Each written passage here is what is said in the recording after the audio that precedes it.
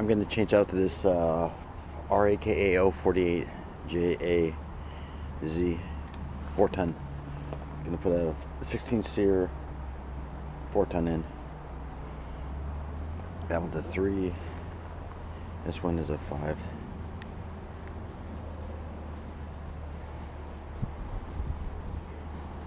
This is the 410 RCBA. It's going to be changed out. It's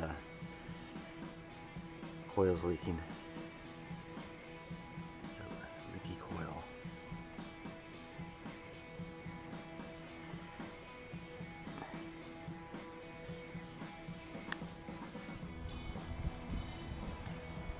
Have the RA16 in place. Just got to hook it up here. Have the lines come in and shouldn't be too bad. I'm going to put the dryer up in the attic.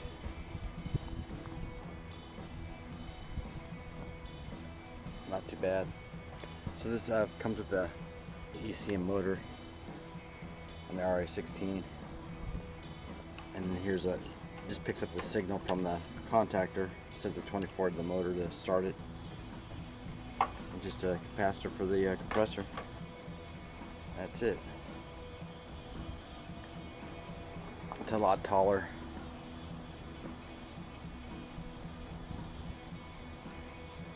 But it's nicer looking, so got plenty of clearance. The one I did yesterday was like 5.5 off the wall. I couldn't get my 6, but I wasn't too worried about it because it's clear on 3 sides. It's only a single row coil, so it doesn't really affect the performance. So I wasn't too worried about it.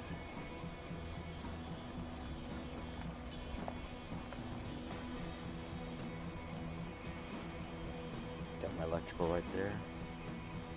The breaker is behind me, the breaker panel, so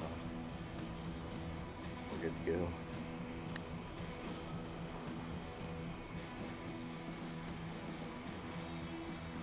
We're all done here with the vacuum.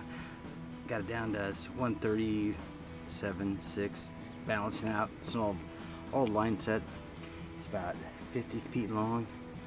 And then I just wrapped the insulation with this Nashua, the thin silver tape.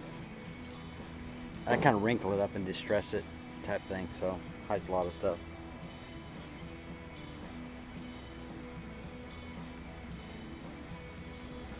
That's another way you can wrap your line set.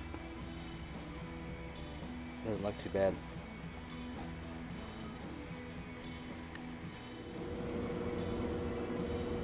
You guys got the coil in place. Looks really good.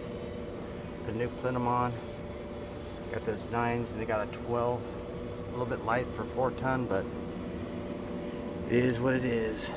So I'm gonna save the old furnace. That's what the customer wanted to do. Wanted to save the old furnace. It was just a refrigerant leak.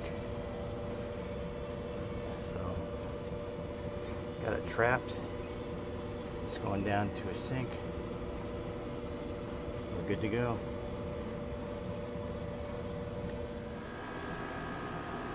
Here's a 16 seer running.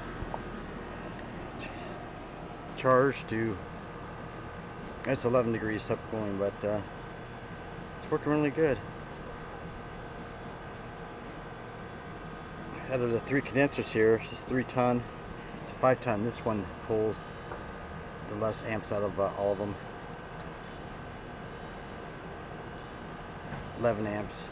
The 3-ton's 13 and the 5-ton's a 20 ampere. There's the unit there.